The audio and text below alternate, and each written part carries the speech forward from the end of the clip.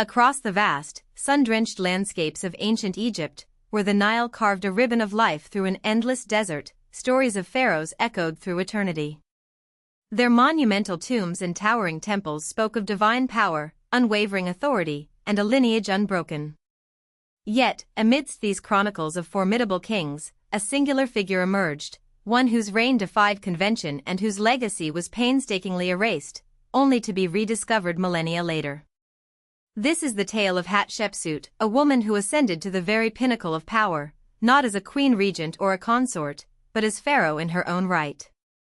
Her story is one of audacious ambition, strategic brilliance, and a profound challenge to the patriarchal norms of a civilization built on the absolute rule of men. For 2 decades, she commanded an empire, leaving an indelible mark before vanishing almost entirely from historical records. Born into royalty around 1508 BCE, Hatshepsut was the daughter of the great warrior pharaoh Thutmose I and Queen Ahmose. Her privileged upbringing within the royal court of the new kingdom instilled in her a deep understanding of governance and the intricate rituals of divine kingship. From an early age, she was destined for a life of influence, though perhaps not the one history would ultimately record.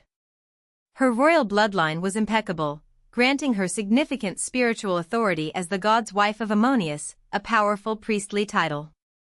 This position placed her in direct communion with the most revered deity of the new kingdom, bestowing upon her an aura of sacredness and legitimacy even before she claimed the throne.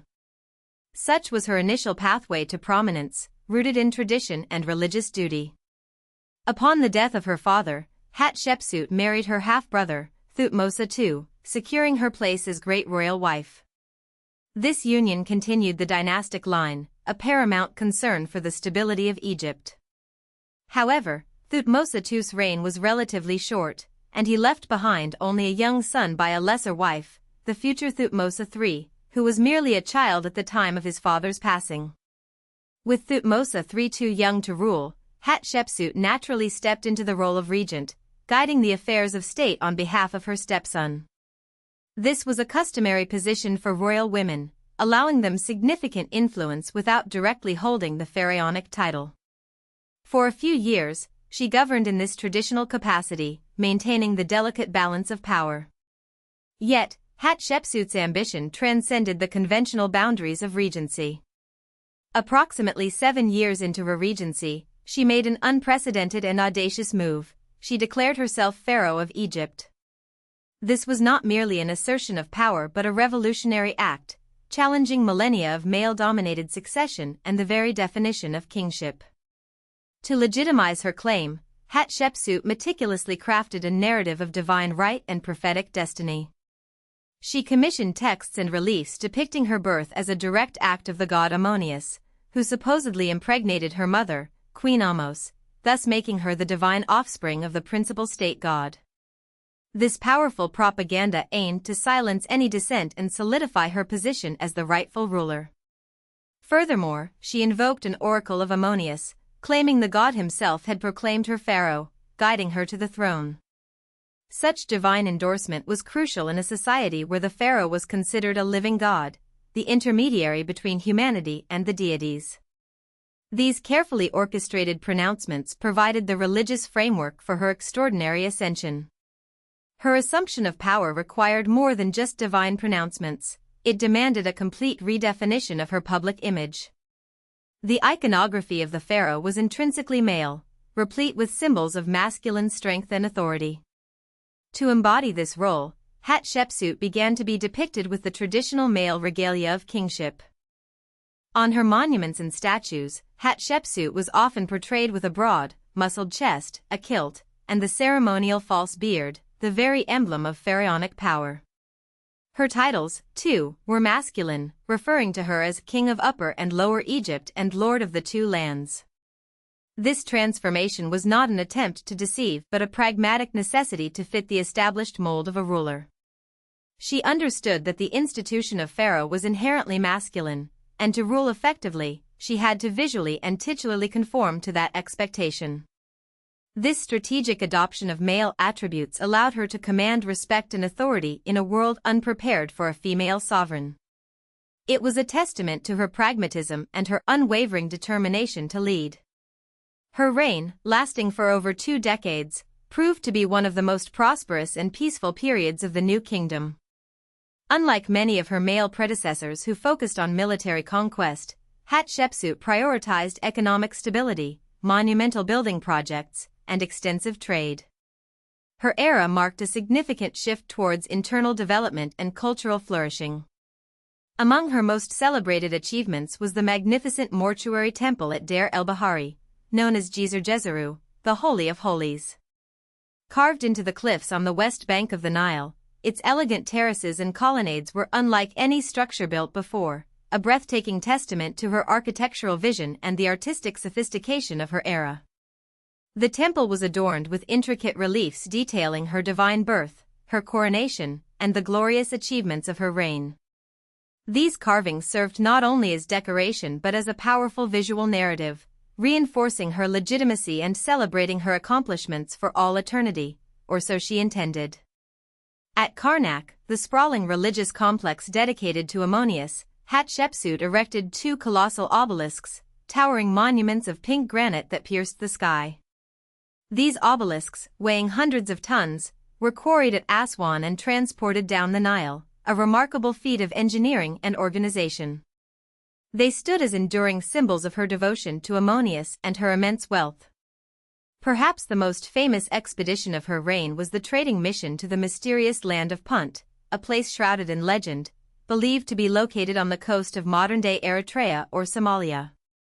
This daring venture, documented in vivid detail on the walls of Deir el-Bahari, brought back exotic treasures to Egypt.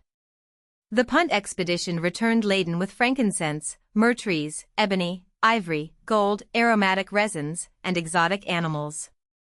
These valuable goods enriched Egypt's coffers and enhanced its prestige, demonstrating Hatshepsut's commitment to expanding trade networks rather than waging war. It was a triumph of diplomacy and economic enterprise. Throughout her reign, Hatshepsut ruled alongside Thutmose III, who remained in the background, ostensibly as co-regent. While some historians speculate about underlying tensions, there is little evidence of open conflict. For 20 years, the empire flourished under Hatshepsut's direct leadership, while the younger king was likely groomed for his eventual sole rule. The circumstances surrounding Hatshepsut's death remain somewhat unclear, though it is generally believed she died of natural causes around 1458 BCE, after a long and successful reign. Recent archaeological findings suggest she may have suffered from bone cancer and diabetes, possibly exacerbated by a carcinogenic skin lotion found in her tomb. However, it was after her death that a profound and deliberate act of erasure began. Approximately 2 decades after her passing, during the sole reign of Thutmose III and his son Amenhotep II, Hatshepsut's name was systematically chiseled from monuments, her statues toppled and defaced, and her images obscured. This systematic removal is known as damnatio memoriae, the condemnation of memory. The precise motivations behind this widespread obliteration are still debated. Some scholars suggest it was a delayed act of revenge by Thutmose III, who may have resented being overshadowed for so long. Others propose it was a political maneuver by later pharaohs to restore the traditional male line of succession, ensuring no future woman would dare to claim the throne. Whatever the reason, the effort was thorough. Her name was removed from official king lists, her existence largely expunged from the historical record. For centuries, she remained a forgotten pharaoh, a phantom king whose monumental achievements were attributed to others, or simply lost to time. It was not until the 19th and 20th centuries, with the advent of modern Egyptology, that Hatshepsut's story began to re-emerge from the sands of oblivion. Archaeologists painstakingly pieced together fragmented inscriptions, reassembled shattered statues, and deciphered the carefully hidden truths on her temple walls. The very thoroughness of her erasure ironically led to her rediscovery. The identification of her mummy in 2007 was a crowning achievement in this archaeological detective work, finally connecting the historical figure to her physical remains. This scientific confirmation allowed for a more complete understanding of her life and reign, solidifying her place as one of Egypt's most intriguing and powerful rulers.